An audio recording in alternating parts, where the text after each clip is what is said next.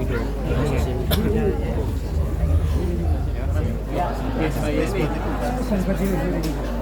Mbak Yani dalam orasi tadi mengangkat konflik di Palestina, harusnya posisi Indonesia itu seperti apa, Mbak?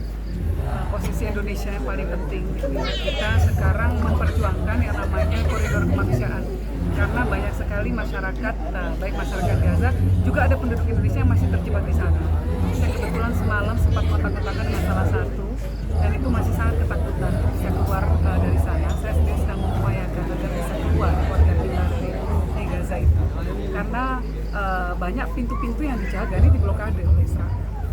Jadi yang paling penting, yang paling utama, pemerintah fokus untuk memperjuangkan koridor kemanusiaan ini agar yang bisa dievakuasi harus dievakuasi, lalu bantuan kemanusiaan, makanan, obat-obatan dan lain sebagainya, air dan lain sebagainya bisa masuk. Yang paling penting itu dulu.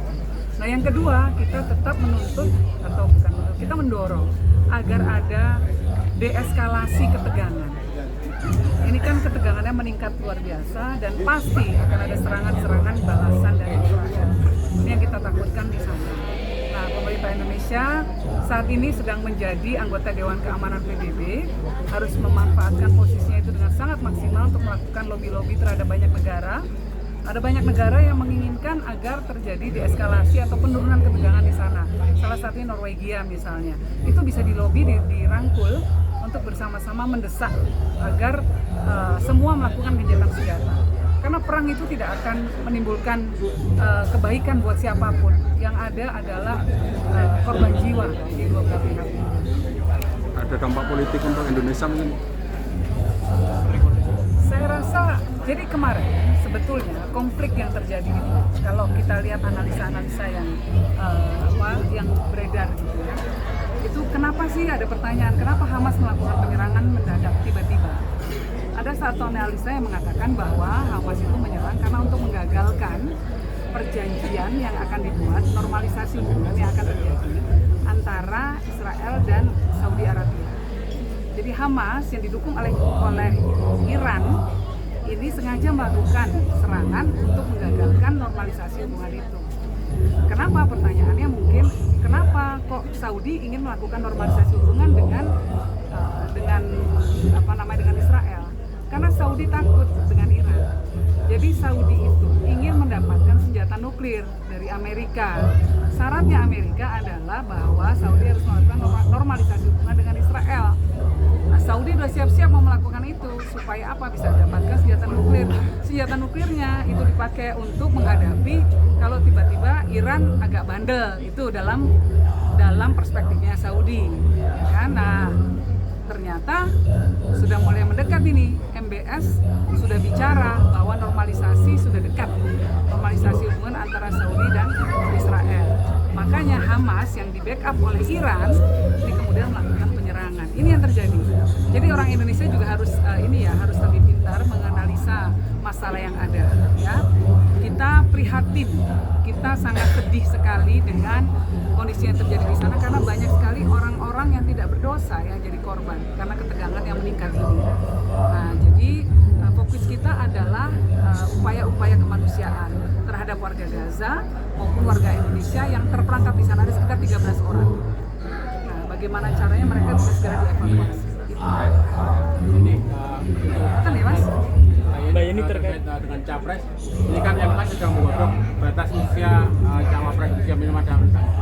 Seperti apa sih Mbak Yani melihat terkait dengan ini? Apakah ini bagian dari upaya memuluskan Gibran untuk segera mendampingi?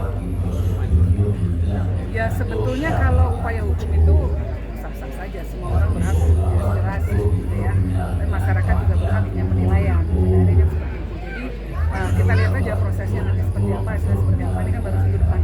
Idealnya seperti apa Pak? Pencalonan bersama. Ya. Menurut saya hukum tidak boleh kita intervensi. Biarkan para hakim untuk punya penilaiannya sendiri. Ya, kita biarkan beliau-beliau itu untuk membuat penilaian yang kita harapkan sesuai dengan kaidah demokrasi maupun dengan semangat ketatanegaraan di Indonesia. Mbak Yani sendiri kan masuk sebagai salah satu kandidat Cawapres Prabowo bersama Gibran. Persiapan Mbak Yani sendiri untuk Cawapres itu apa? Persiapan apa? Rasa GR Thomas? Oh, udah. Saya malah pengen fokusnya itu tadi ya. Ada banyak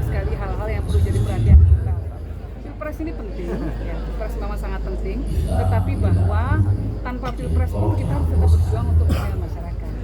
Tuh. Keluarga Gus Dur ada hubungan capres?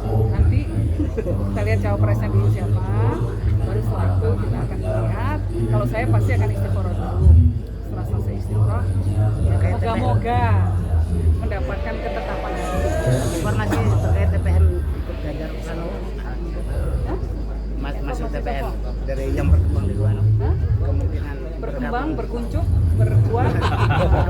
informasi bahwa masuk radar masuk TPN Iya, ya saya informasinya masuk di Dimana masing-masing saja. di mana saja. Gak apa-apa asal itu bukan itu baca ini.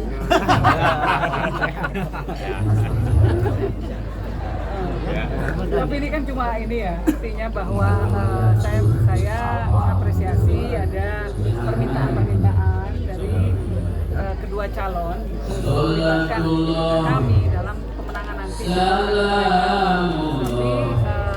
saya tentu butuh waktu dan proses pengambilan keputusan. Mbak Yeni ada pendekatan khusus nggak ke Pak Prabowo nanti supaya mungkin bisa lebih kuat lagi jadi calon wakil presiden? Siapa yang berdekatan khusus? Udah dekat kok. Saya dekat dengan Pak Prabowo, saya dekat juga dengan Mas Ganjar. peluangnya ke arah sana satu